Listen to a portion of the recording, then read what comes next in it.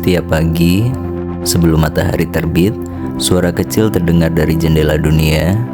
Satu hari telah berlalu. Lalu, seperti ritual kuno yang tak pernah berhenti sejak awal peradaban, manusia merobek satu lembar dari kalender hidupnya. Bukan kalender biasa, melainkan kalender yang ditulis langsung oleh tangan takdir. Halaman pertama selalu berisi tanggal kematian. Halaman terakhir yaitu hari kelahiran.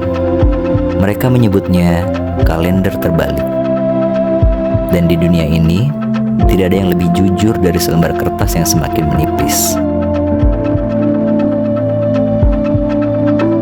Alenta menatap kalender di tangannya. Sisa lembarnya tinggal 90 hari, hanya itu yang tersisa dari seluruh hidupnya.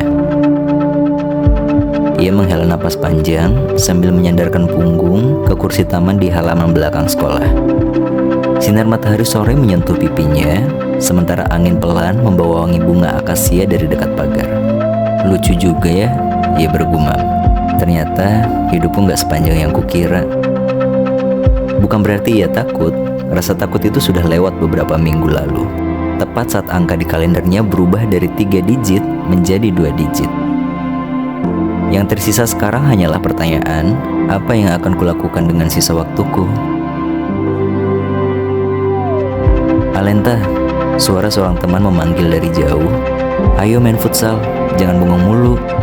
Alenta mengangkat tangannya dan melambaikan kecil. Nanti aku nyusul. Padahal ia tahu, ia tidak akan menyusul. Belakangan ini, ia lebih sering memilih duduk sendiri, bukan karena tak punya teman, tapi karena ia mulai sadar bahwa hari-hari terasa terlalu berharga untuk dihabiskan tanpa makna. Sebab ada satu hal aneh yang ia sadari. Setiap kali ia melakukan sesuatu yang berarti bagi hidup orang lain, seperti menolong anak kecil yang jatuh, menemani teman yang patah hati, atau sekedar menjadi pendengar yang tulus, satu lembar baru muncul di kalendernya.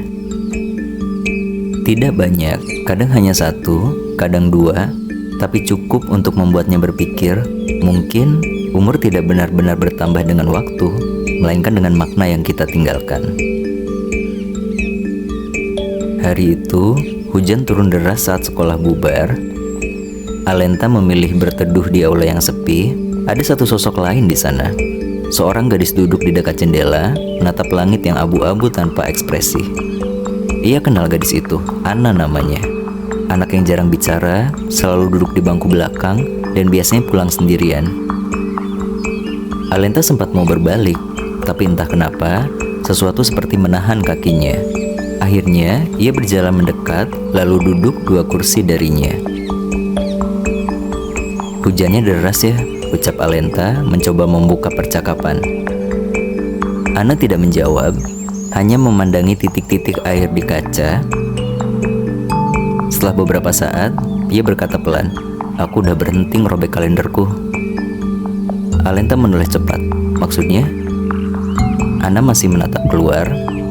Kalenderku gak berkurang, udah bertahun-tahun, karena aku gak pernah ngerobeknya lagi. Itu melanggar kebiasaan yang paling mendasar di dunia ini. Setiap orang harus merobek 1 lembar kalender tiap pagi, bukan karena aturan, tapi karena jika tidak, hari itu dianggap gak pernah dijalani. Kenapa? Akhirnya Alenta bertanya. Karena hari-hari itu gak ada artinya, jawab Anna datar. Untuk apa merobek sesuatu yang bahkan gak punya makna? Ada keheningan yang aneh setelahnya. Bukan hening yang canggung, tapi berat. Seperti jeda napas orang yang sudah terlalu letih untuk terus hidup. Apa kamu gak takut berhenti di tempat?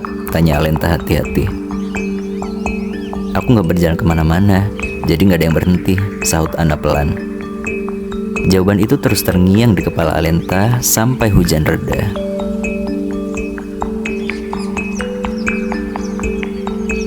Hari-hari berikutnya, Alenta mulai berbicara lebih sering dengan Anna. Awalnya hanya basa-basi, lalu perlahan, cerita-cerita kecil tentang kehidupan mereka mulai muncul. Tentang Anna yang kehilangan kakaknya 5 tahun lalu, satu-satunya orang yang benar-benar mengerti dirinya. Tentang bagaimana setelah itu, setiap hari terasa sama saja, seperti salinan halaman kalender yang tak pernah berganti.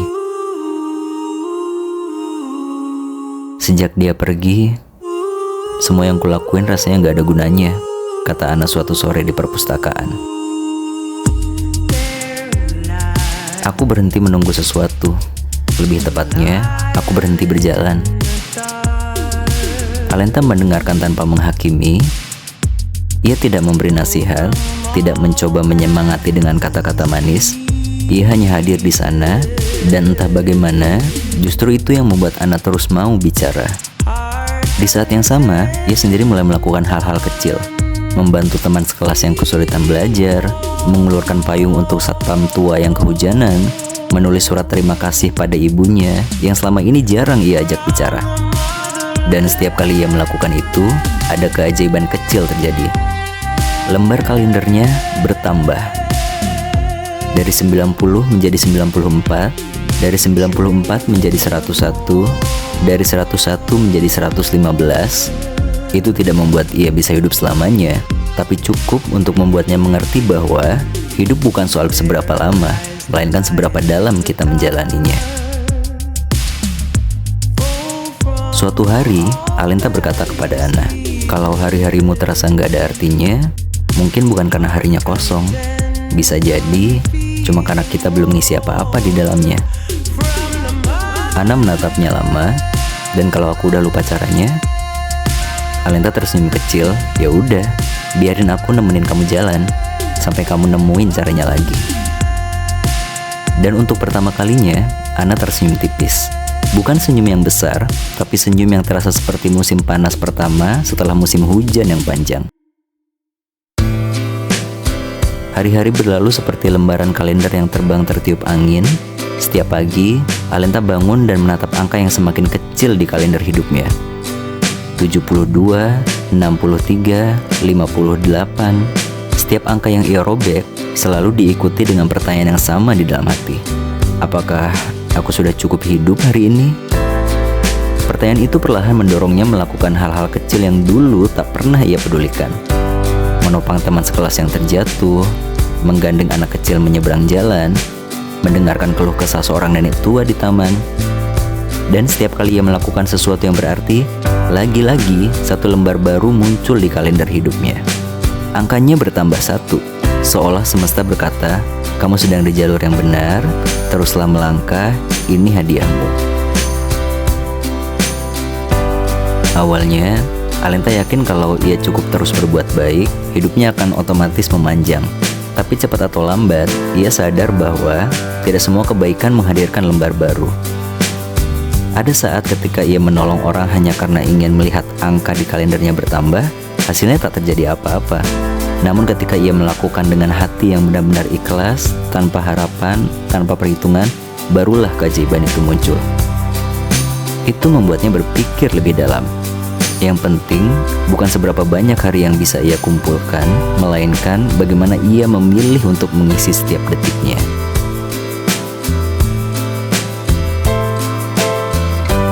Suatu sore di taman belakang sekolah, tempat pertama kali mereka bertemu, Alenta menemukan Ana duduk di bangku tua yang sama.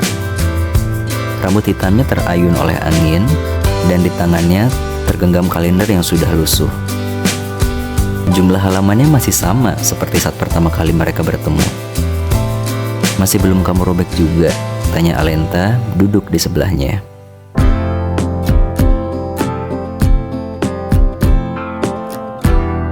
Ana tersenyum tipis. Untuk apa?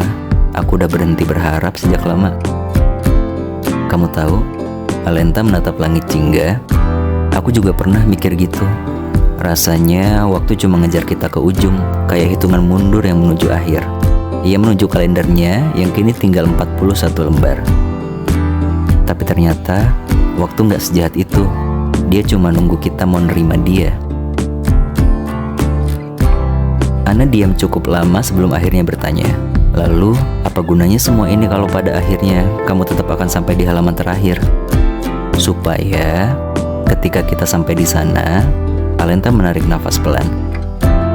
Kita nggak menyesal pernah hidup.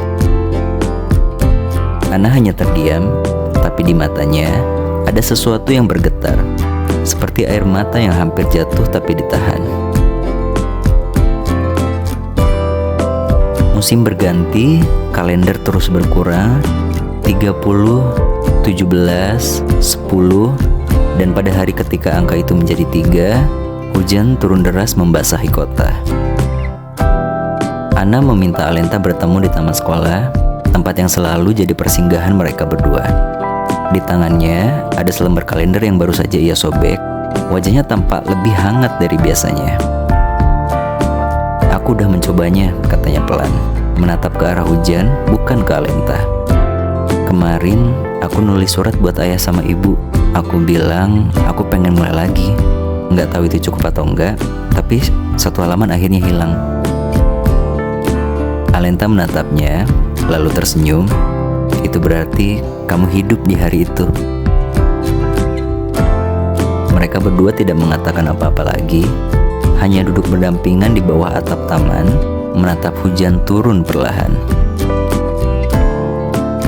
Di tengah keheningan itu, Anna akhirnya bertanya dengan suara nyaris tak terdengar, "Berapa lagi sisa harimu?" 3.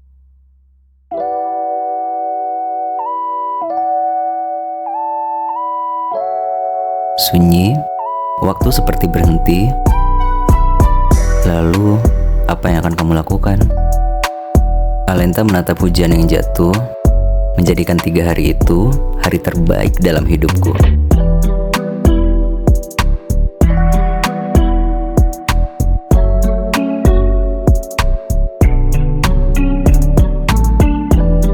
Hari pertama dari 3 hari itu, Alenta habiskan untuk menulis. Buku catatan yang dulu hanya berisi coretan acak, kini dipenuhi halaman-halaman penuh kisah tentang hidup, tentang luka, dan tentang cinta yang tak selalu harus romantis. Di sana, ia meninggalkan sebuah pesan sederhana, seakan ditujukan untuk siapa saja yang kelak menemukannya. Hidup bukan tentang menghitung hari sampai kita pergi, tapi tentang memberi makna pada setiap hari yang kita punya. Hari kedua, ia menemani Anna berlari menembus hujan. Mereka tertawa seperti anak kecil, membiarkan sepatu mereka kotor dan basah. Bagi Alenta, itu adalah hari paling hidup dalam hidupnya. Dan hari ketiga, hari terakhir. Malam itu, Alenta berdiri di taman atap sekolah. Kalender hidupnya tinggal 1 lembar, halaman terakhir. Anna datang tergesa-gesa, nafasnya masih tersenggal. Di tangannya ada kalendernya sendiri, dan untuk pertama kalinya setelah bertahun-tahun, jumlah halamannya berkurang, tersisa 364 lembar. Ia sudah mulai merobeknya lagi, ia sudah mulai berjalan. "Aku takut," ucapnya. "Aku gak siap kehilanganmu." Alenta tersenyum, lembut sekali. "Tidak ada yang hilang, Anna. Aku hanya berpindah tempat." "Kemana?" "Ke dalam setiap hari yang kamu jalani setelah ini." Anna menggigit bibirnya, menahan air mata. "Itu gak sama." "Memang gak sama," jawab Alenta pelan. "Tapi itu cukup." Dan ketika detik berlalu, angin malam berhembus dan dunia menjadi sunyi. Alenta merobek halaman terakhir kalender hidupnya. Lembaran itu melayang di udara, lalu lenyap seperti serpihan cahaya. Tubuhnya perlahan memudar, tapi senyumnya tetap ada. Sebelum menghilang sepenuhnya, ia berkata, "Terus robek halaman itu, Anna. Dan kalau kamu sampai di lembar terakhir, kita akan ketemu lagi."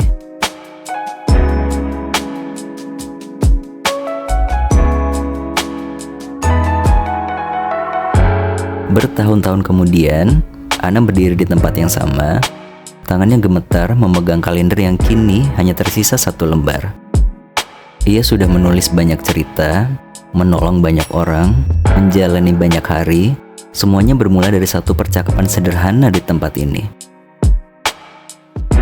Dengan mata terpejam, ia merobek halaman terakhirnya.